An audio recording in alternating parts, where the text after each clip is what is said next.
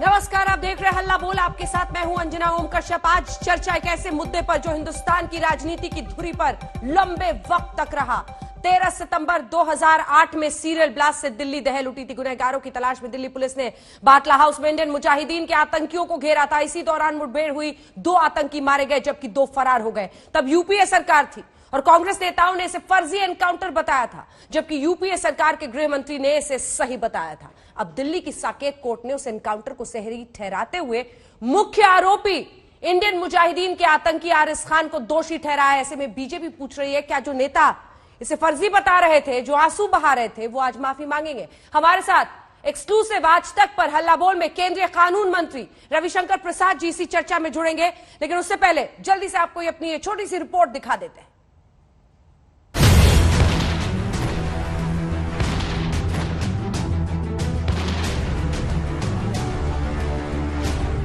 13 साल पुराना बाटला house encounter क्या बंगाल की चुनावी राजनीति की धुरी बनेगा? ये सवाल बंगाल में मतदान से 18 दिन पहले बड़ा बन गया है।